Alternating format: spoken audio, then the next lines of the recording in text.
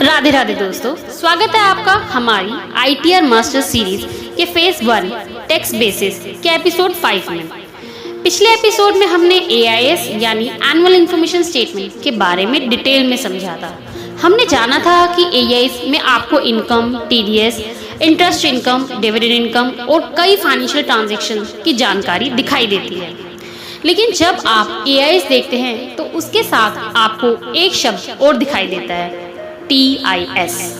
और यहीं से बहुत से टैक्स पेयर के मन में सवाल शुरू होते हैं, TIS क्या होता है? क्या TIS और AIS एक ही चीज है?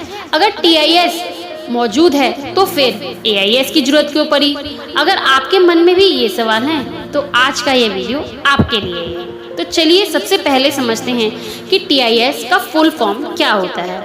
TIS का पूरा नाम है टैक्स पेयर इंफॉर्मेशन समरी।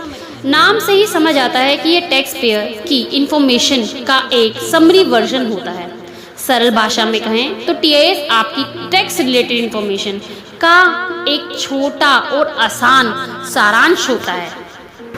अगर AIS को एक बड़ी और डिटेल किताब माना जाए तो TIS उस किताब का शॉर्ट समरी है।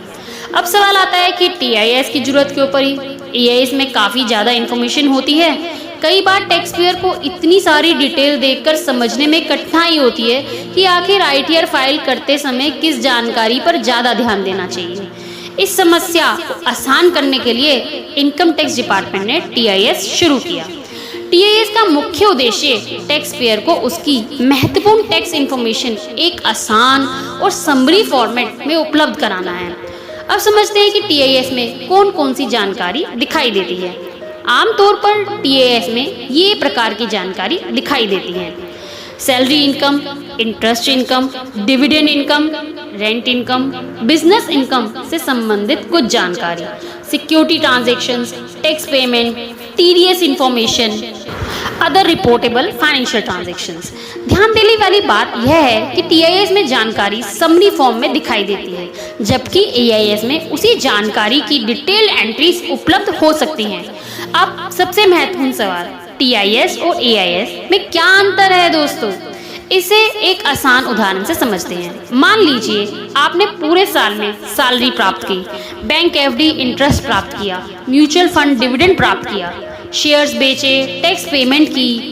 AIS आपकी इन सभी ट्रांजैक्शन की डिटेल जानकारी दिखा सकता है, जैसे किस बैंक से इंटरेस्ट मिला, कितना इंटरेस्ट मिला, किस डेट को मिला, किस इंस्टीट्यूशन ने इंफॉर्मेशन रिपोर्ट की।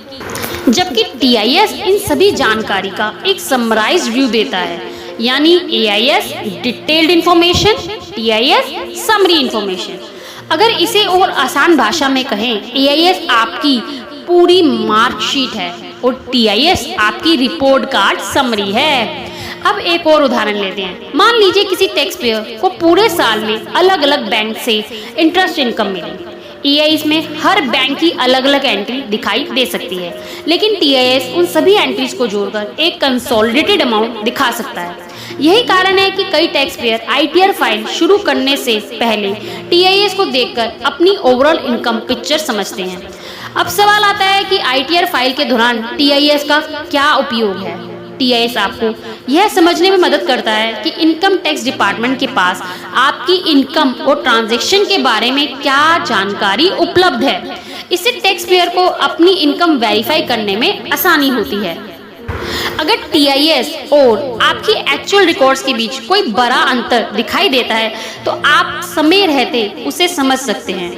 अब एक और महत्वपूर्ण सवाल, क्या केवल TIS देखकर ITR फाइल कर देना चाहिए? इसका क्या जवाब है? इसका जवाब है नहीं। TIS एक समरी टूल है। ITR फाइल करते समय आपको अपने documents, form 16, books of accounts, bank statement और अन्य रिकॉर्ड को भी ध्यान में रखना चाहिए।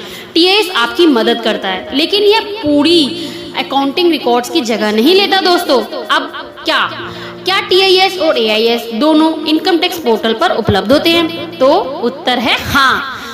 जब आप इनकम टैक्स पोर्टल पर लॉगिन करते हैं ना दोस्तों, तो आपको AIS और TIS दोनों देखने को विकल्प मिलते हैं।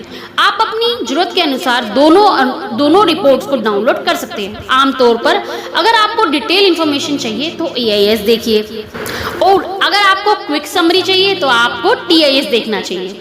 अब पूरे एपिसोड का एक छोटा सा रिकैप कर लेते हैं। TIS का फुल फॉर्म क्या होता है? Tax information summary. TIS आपकी टैक्स रिलेटेड इन्फॉर्मेशन का एक समरी वर्जन है दोस्तों। AIS क्या है? AIS डिटेल इन्फॉर्मेशन देता है, TIS समरी इन्फॉर्मेशन देता है। AIS और TIS दोनों ITR फाइलिंग को आसान बनाने में मदद करते हैं। ITR फाइल करने से पहले AIS और TIS दोनों को देखना एक अच्छी प्रैक्टिस मानी जाती है।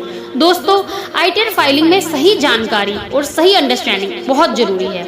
अगर आप AIS और TIS दोनों को समझ लेते हैं तो ITR फाइलिंग के दौरान होने वाली कई समस्याएं को आप बच सकते हैं। अगले एपिसोड में हम एक और महत्वपूर्ण विषय पर चर्चा करेंगे।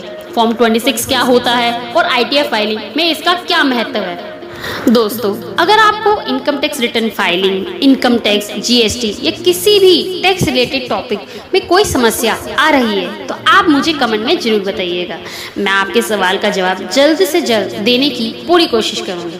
आप मुझे मेल भी कर सकते हैं aditigoyal2021@gmail.com। अगर ये वीडियो आपको उपयोगी लगा हो तो हमारी ITR मास्टर सीरीज से जुड़े रहिए ताकि हम इनकम टैक्स की इस पूरी जर्नी को आसान भाषा में स्टेप बाय स्टेप समझा सकें। धन्यवाद। राधे राधे दोस्तों।